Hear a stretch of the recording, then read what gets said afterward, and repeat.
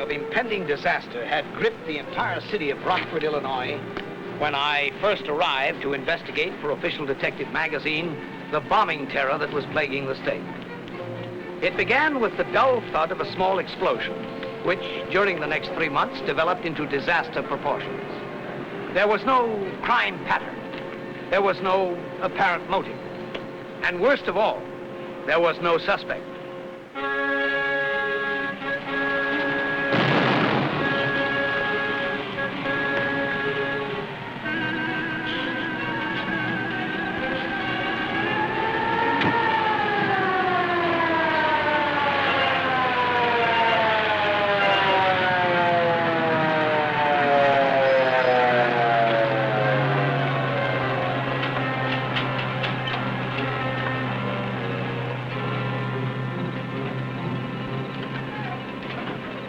Might be somebody's idea of fun, but if these explosions get out of hand, there's going to be real trouble. Yeah. You know, I think we're dealing with a pyromaniac. These strange odors, don't they suggest anything to you? No, beats me, Ed. Smells like acid to me. You know, each bomb has had a little more explosive than the last. Say, maybe he'll blow his head off before he gets a chance to set off another one, huh? Oh.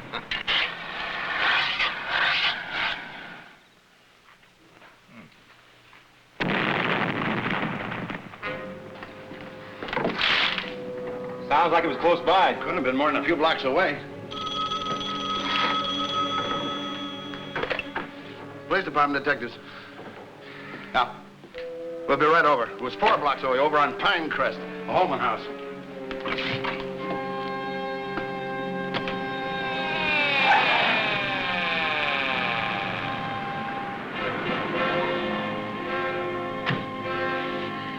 I got it out myself. Are you Mrs. Holman? Yes. Detective Richards, this is Detective Evans. What happened? It was a bomb.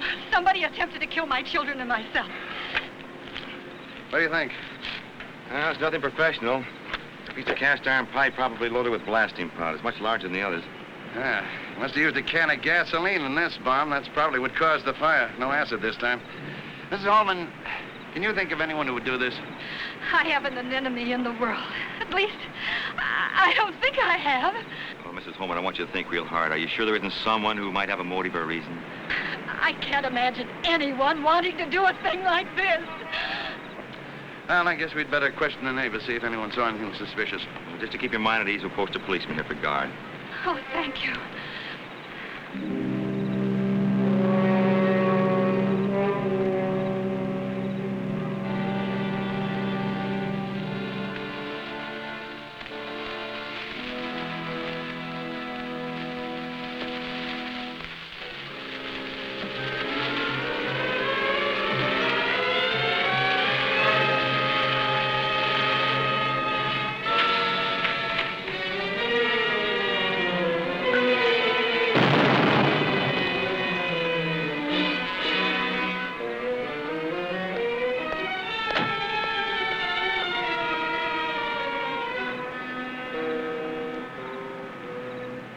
Who discovered the bomb? I did.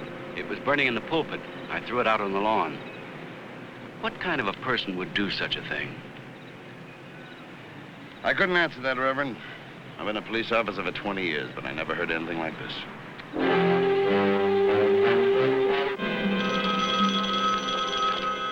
Hello?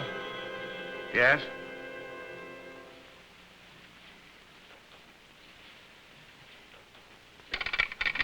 Get me the police department. Police Department, Lieutenant Evans speaking.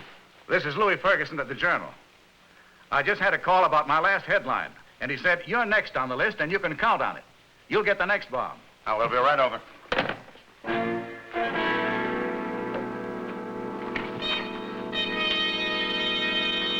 Well, did you get any ideas from the caller's voice? Age, accent, anything like that?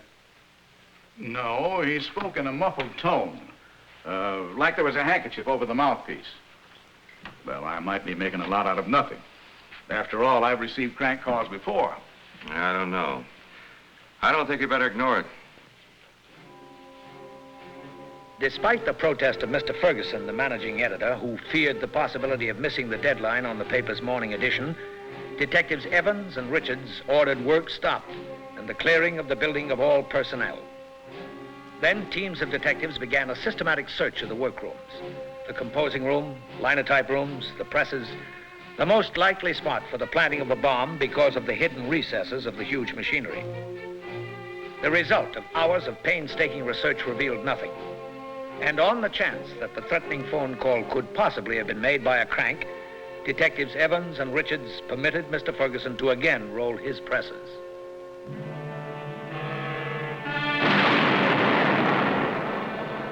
I'm afraid so. You know, Ed. Lieutenant Evans speaking. Huh?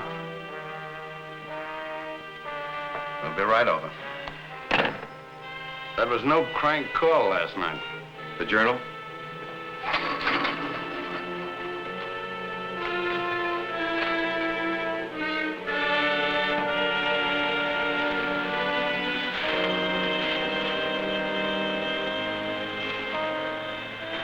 You know, Ed, the assembly on this mechanism is so crude it's ridiculous. Maybe crude, but each explosion's getting deadlier.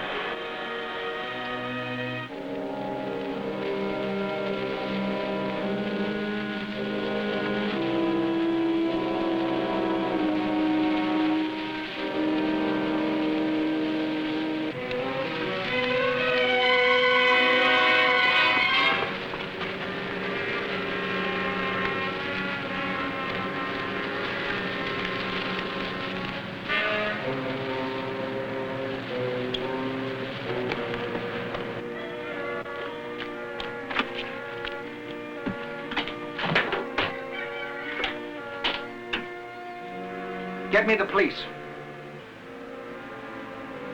This might be a break. The first one we've been able to find intact.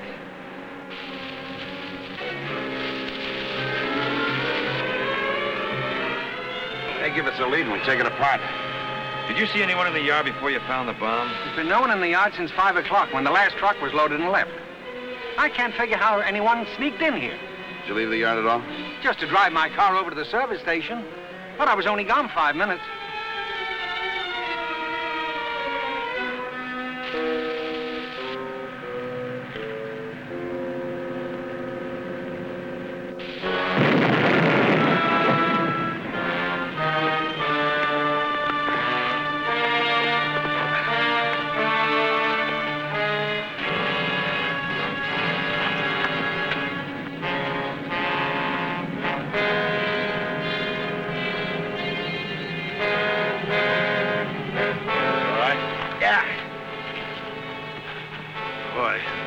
This is our lucky day.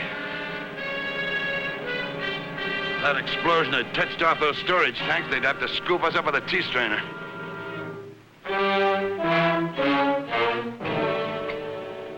Could it be possible that these bombings are unrelated? Doesn't seem reasonable. I don't know. The whole thing doesn't make sense. I've got a hunch, Captain. This is only the beginning, that our bomber has just been practicing so far. I think he's gathering courage from the explosion, making each one a little bigger than the last. We haven't got any leads at all, huh? No. The victims of the various bombings have absolutely no connection with each other. So there's no common denominator. You better get with the crime lab, go over the evidence again from top to bottom. We'll get a break eventually. Captain, eventually might be too late.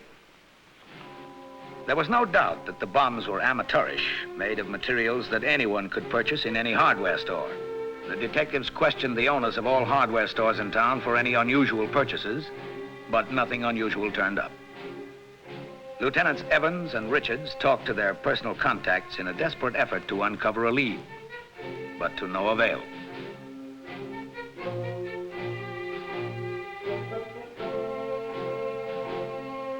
All ex-criminals in the area who were safecrackers or otherwise known to use explosives were rounded up and questioned.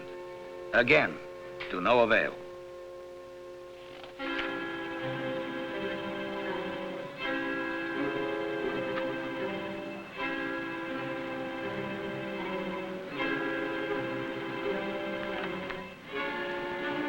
Hey! What are you doing down there?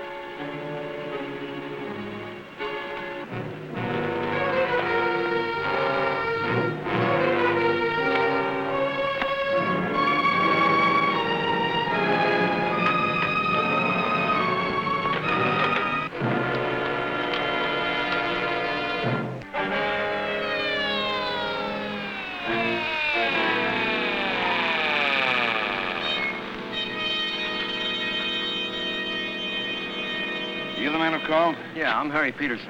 I'm sure this guy was planting a bomb here. What makes you so sure? Well, he pulled this fuse out and he threw it on the dock. You didn't light it. No, sir. When I yelled down at him, he grabbed his box he was carrying and he ran off. Did you see what he looked like? Well, it was pretty hard to tell from up there. I just caught a glimpse of him. He glanced up once before he took off. Was he a kid or an old man or what? Well, you know, he looked kind of young, maybe 24, 25. Come to think of it, he was wearing a sports jacket. Oh, how tall was he? Well, if you want to guess, I'd say about medium height, about 130, 40 pounds. Thanks very much.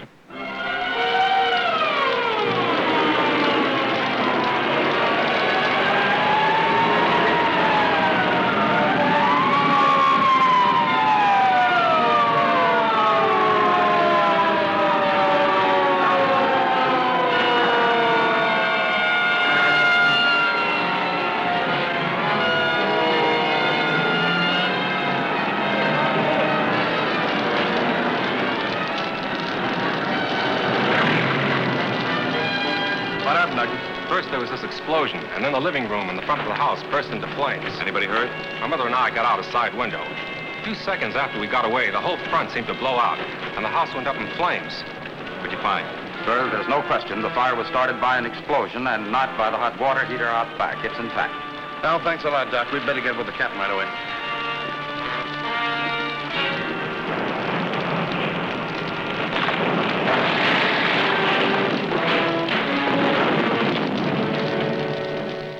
Could these possibly be surplus Army bombs, Captain? I think Lieutenant Evans can answer that one better than I. Lieutenant Evans? Well, every bomb so far has been a rather amateurishly constructed affair. Were they all alike? Up until last night, each bomb contained a relatively small amount of explosives.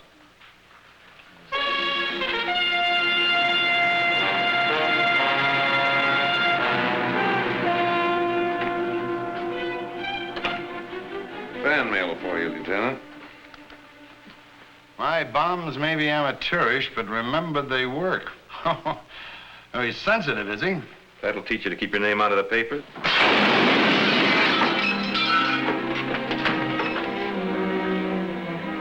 That's my car!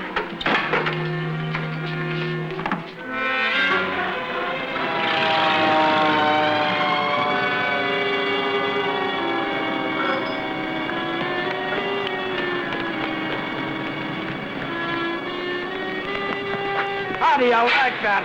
And I just made the last payment on it this month.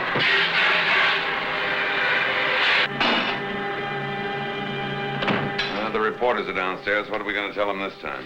I don't know about you, Captain. I'm not going to tell them anything. The last time I spoke to the newspapers, I lost my car.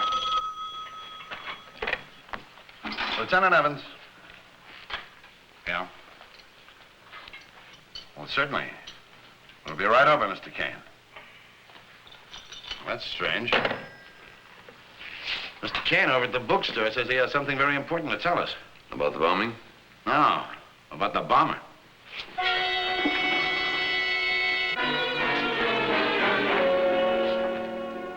Well, this may sound silly, officers, but these bombings have everybody so frightened. You said you thought you might have something that could be important. Well, now, I'm not certain this means anything. Just about 3 weeks before the bombing started, Ernest Davenport ordered some scientific books on explosives. Mm-hmm. That must have been several months ago. Yes, but since then, he's come in almost regularly for various magazines and books dealing with mining and explosives. Is that the only type of reading material he's interested in?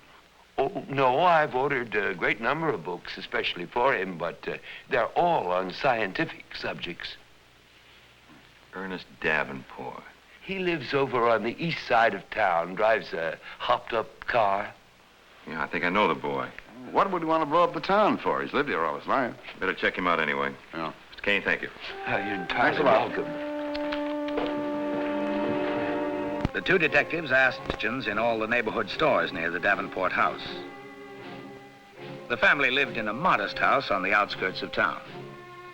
From talking to neighbors, the officers learned that young Davenport's primary interest was scientific experiments and mechanical things. The Davenport house was placed under 24-hour police surveillance, but the results were negligible.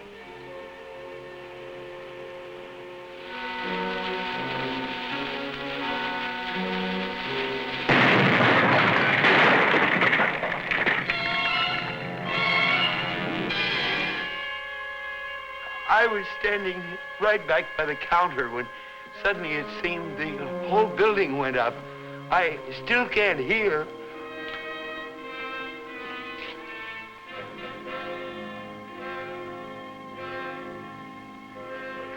It's the only lead we have, Captain, this Davenport kid. Yeah, but you got nothing tying him into the bombings, isn't that right, Lieutenant? No, the very day after Mr. Kane told us about him, a bomb exploded in his bookstore. Yeah, that's right. That does make him a suspect, about the only suspect we got, as a matter of fact. Captain, I think we ought to concentrate on him exclusively. I suppose so. I'll tell you, we're going to be playing with dynamite if we're wrong. There's nothing directly tying him into the bombings. Come in. Captain Cornwall? Yeah, right here. Some man, he gave me 2 bits to bring this up to you. What man? Where? Who asks questions? This guy pulls up in front of the station house, gives me 2 bits, and says, be sure this gets to Captain Cornwall. Wonder what it is. It's ticking. Get it out of here, quick. Call the demolition man. Demolition? Hey, you hold it. Stick around and ask you a few questions.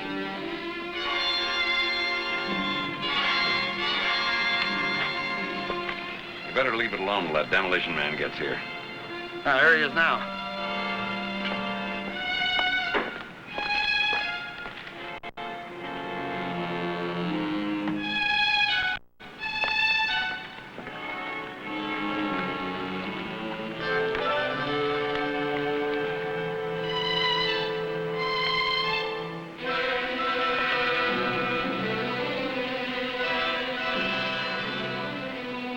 It's a clock, all right. Somebody sent it to be auctioned off at the policeman's benefit. Oh, no.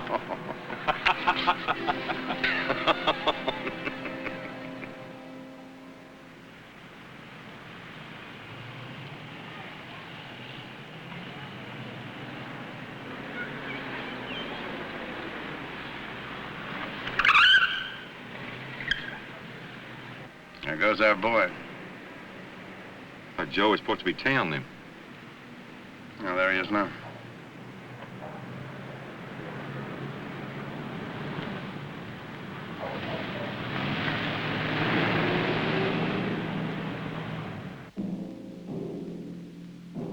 I suppose we can relax. It's 5:15. He won't be coming out again till after dinner.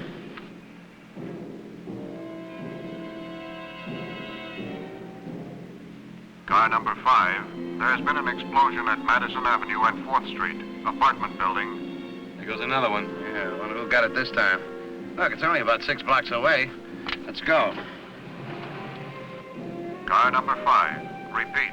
There has been an explosion at Madison Avenue and 4th Street, apartment building. Acknowledge, Car 5.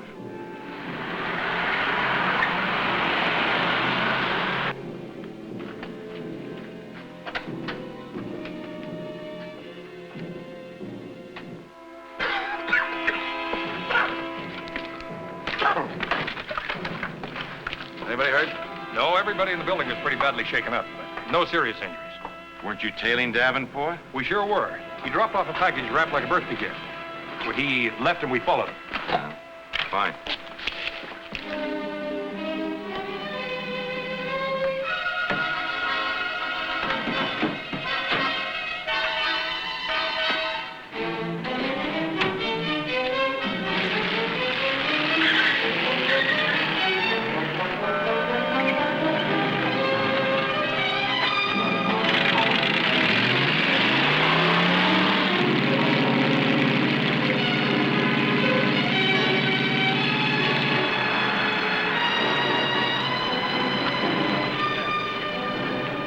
Davenport in a hurry, too. What do we do? Go to the house with a search warrant or after him? I got a hunch we better follow that kid.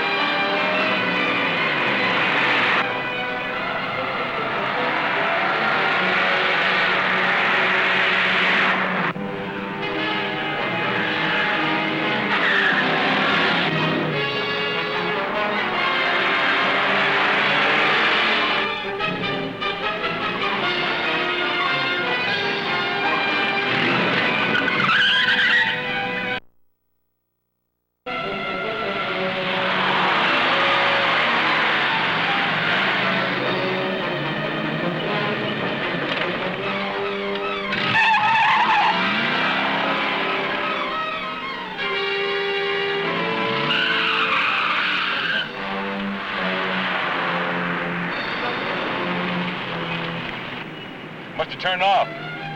Get a hunch. Play it, Ed.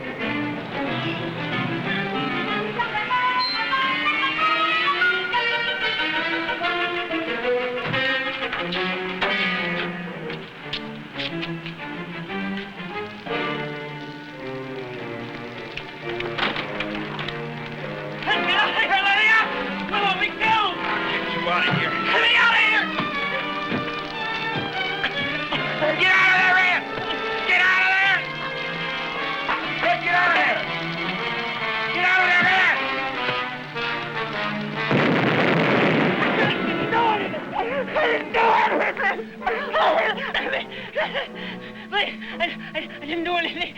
No, just, please, no. Believe me, please. I didn't mean it. Listen to me. No. At a preliminary hearing, psychiatrists for both the state and the defendant testified that young Ernest Davenport suffered from severe mental disturbances and was indeed an extremely dangerous person. After listening to the testimony of the witnesses and the recommendation of the district attorney, the judge sentenced Davenport to the state mental hospital for an indefinite period of time. Thus ended the senseless bombings that threatened to destroy an entire town. Next week, we'll bring you another exciting and actual crime story from the files of Official Detective Magazine.